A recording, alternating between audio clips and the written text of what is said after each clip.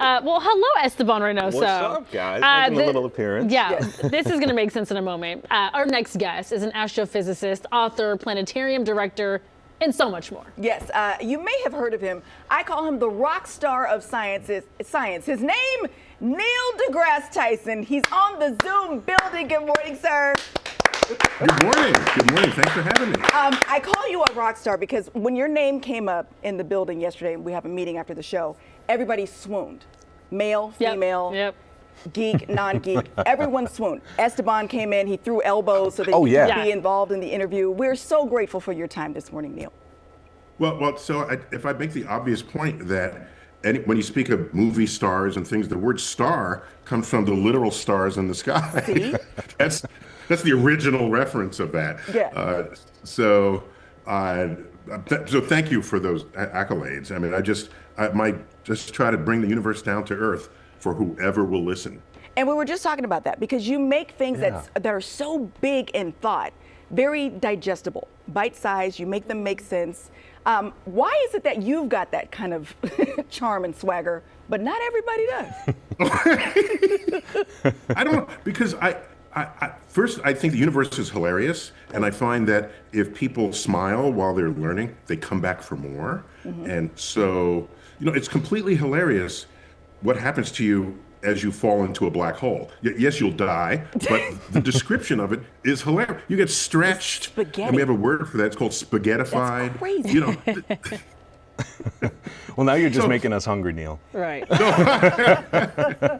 I'm introduced as bringing the universe into digestible, bite-sized bits. So I'm staying with the food analogy here. That's true. See how he is? No, that was great. And we were just talking about how much it meant to us, I think all of us, about the Cosmos series and how that was kind of kicked off. And I mean, I think I was in maybe high school or late middle school when that started. And that kind of propelled me into this love of space. So I got you to thank. And I mean, now you've kind of are going to see that generation continue to grow. I mean, what does that mean to you to see that?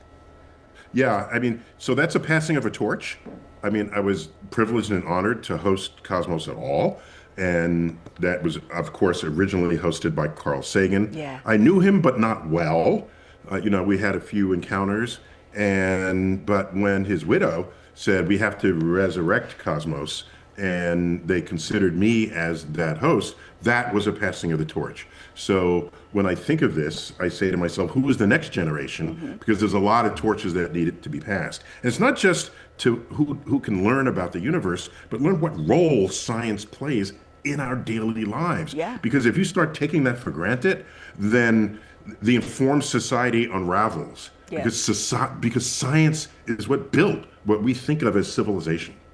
I want to ask you about something that, for Gen X, I'm a Gen Xer, this rattled us to the core when you kicked Pluto out of the line of planetarianism. We were like, wait, well, hold on. What do you mean? But it's all about the education. It's about misinformation. We were wrong about Pluto. Mm-hmm.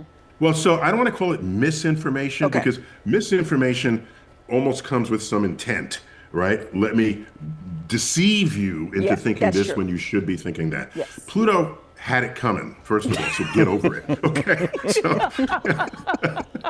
No, but when we discovered Pluto, as we learned more and more about it over the decades, because it's so small, it's so far, it's so dim, we only accumulated bits and pieces of it. The fact that it was ever considered a planet was sort of wishful thinking when it was discovered. Mm-hmm. When we found out how tiny it is, you realize our moon has 5 times the mass of Pluto.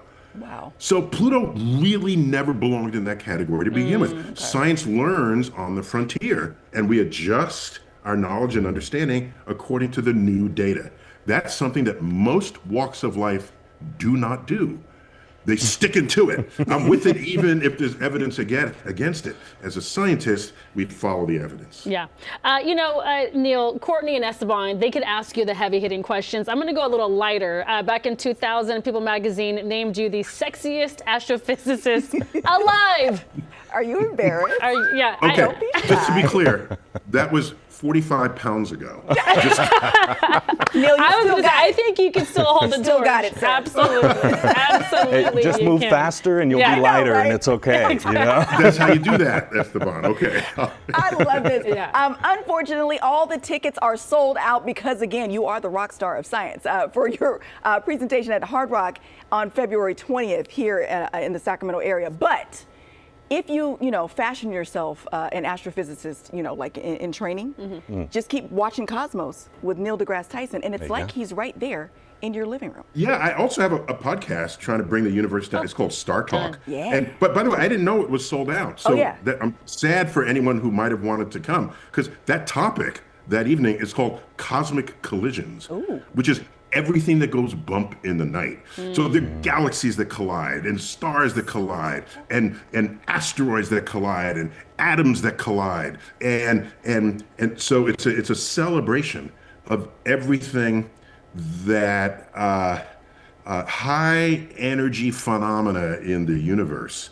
And when I give public talks, I give the host, the theater, a list of 10 or 15 topics. Okay. Yeah. Because I'm not here to sell you anything other than the universe itself. And so it's not a tour in the traditional sense of that. I'm an educator, and I get invited to a city. They pick the topic. Yeah. And in this case, they picked cosmic collisions. And there's like 10 other topics. One of my favorites is an astrophysicist goes to the movies, where I show movie clips and I just rail on the science that they got right or wrong. Oh my God, I love that. Ladies and gentlemen, he is Neil deGrasse Tyson. Thank you so much for your time this morning, sir. We appreciate you. You are welcome. And I'll be anytime, delighted to good come day. back to your neighborhood for this. Absolutely. Anytime. Absolutely. Thank you so much. Thank you. Next Appreciate time in person. you. Thanks, Neil. Okay. He's